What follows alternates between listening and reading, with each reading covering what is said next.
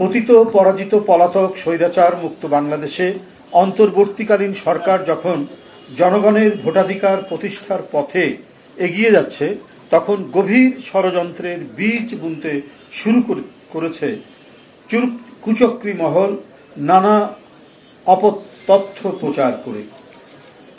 ইতিমধ্যে তারা নানা বয়ান তৈরি করে জনমনে বিভ্রান্তি সৃষ্টির জন্য একের পর এক বহুমুখী অশুভ তৎপরতা চালিয়ে যাচ্ছে।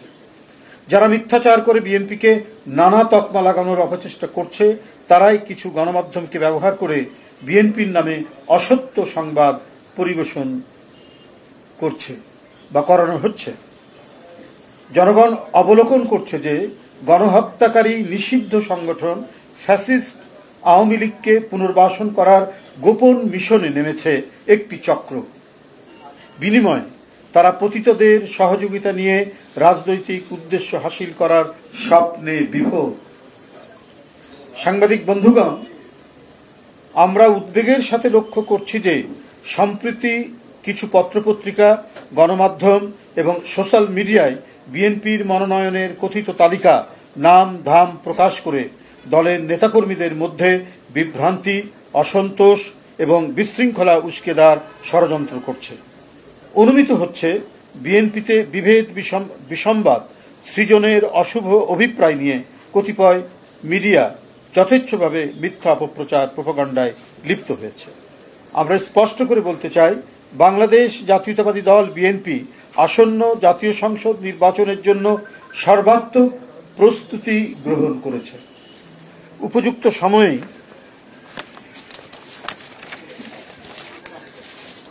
দলের নির্ধারিত যে প্রক্রিয়া, যে সিস্টেমে যাচাই বাছাই করে মনোনয়ন দেওয়া হয়, সেই যাচাই বাছাই করে যোগ্য ও সর্বোপরি জনগণের কাছে গ্রহণযোগ্য জনপ্রিয় ব্যক্তিকেই বেছে নিয়ে তাদের নাম প্রকাশ করা হবে। কোনো নির্বাচনী এলাকায় কোনো প্রার্থীকে গ্রিন সিগন্যাল বা সবুজ সংকেত দেয়া হয়নি।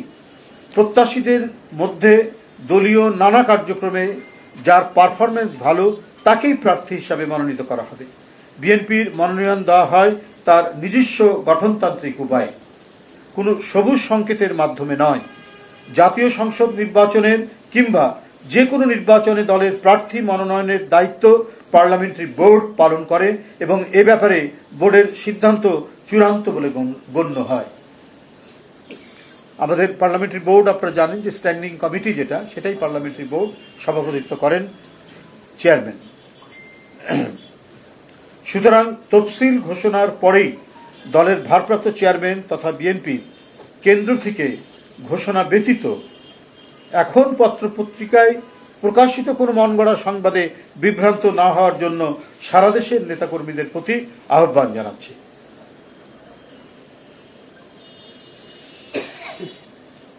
সবুজ সংকেত নয়, দলের ভারপ্রাপ্ত চেয়ারম্যান জনাব তারেক রহমান প্রতিটি এলাকায় ঐক্যবদ্ধভাবে কাজ করার সুনির্দিষ্ট ও যথাযথ নির্দেশনা দিচ্ছেন।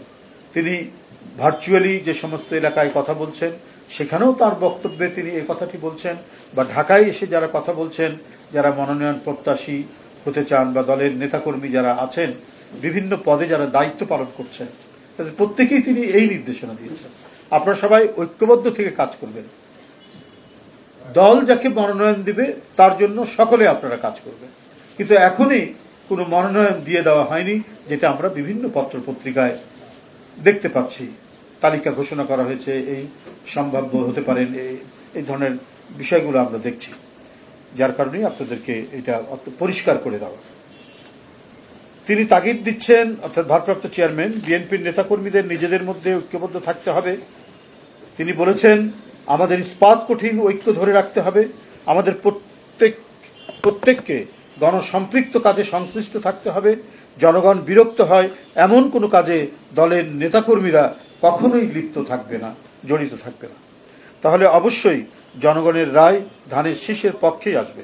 ভারপ্রাপ্ত চেয়ারম্যান নেতাকর্মীদেরকে সারা দেশে ডোর টু ডোর গিয়ে আগামী দিনে জনগণের মুক্তির সনদ 31 দফা তুলে ধরার পরামর্শ দিয়ে যাচ্ছেন। এবং আমাদের নেতাকর্মীরা বা বিভিন্ন ইউনিট, জেলা পর্যায় থেকে বা থানা পর্যায় থেকে কেন্দ্র পর্যন্ত, প্রত্যেকে এ ব্যাপারে অত্যন্ত নিবিড় আন্তরিকতায় তারা কাজ করেছেন, অফিস, আদালত, স্কুল, কলেজ, রাস্তাঘাটে মানুষকে 31 দফার লিফলেট বিতরণ করেছেন এবং ব্যক্তিগতভাবে কেউ জানতে চাইলে এর বিভিন্ন দফা সম্পর্কে একেবারে বিস্তারিতভাবে তাদেরকে জানিয়েছেন, বলছেন ব্যাখ্যা সহ। তিনি মনোনয়ন প্রত্যাশীদের ঐক্য সুদৃঢ় করার এবং আরও জনবান্ধব হওয়ার নির্দেশ দিয়েছেন। বিএনপির ভারপ্রাপ্ত চেয়ারম্যান জনাব তারেক রহমান বারবার একটি কথা বলেন, যা আমরা মনে প্রাণে বিশ্বাস করি, সেটি হলো জনগণই বিএনপির সকল রাজনৈতিক ক্ষমতার উৎস। জনগণ আমাদের সঙ্গে থাকলে কোনো প্রোপাগান্ডায় বিএনপি থেকে জনগণকে বিচ্ছিন্ন করতে পারবে না ইনশাল্লাহ। সারা দেশে বিএনপির সর্বস্তরের নেতাকর্মী, শুভার্থী ও শুভাকাঙ্ক্ষীদের প্রতি জনাব তারেক রহমানের আহ্বান, জনগণের ভালোবাসায় থাকুন, জনগণকে ভালোবাসায় রাখুন। ধন্যবাদ সবাইকে। আল্লাহ। আমি এটার মধ্যে সীমাবদ্ধ থাকতে চাই, আর কোনো কথা নাই। এটাই হলো আজকে আমাদের বক্তব্য। ধন্যবাদ আপনাদের সবাইকে। হট নিউজ না শীতল নিউজ সেটা আমরা বিচার বিশ্লেষণ করে আমরা পরে জানাবো।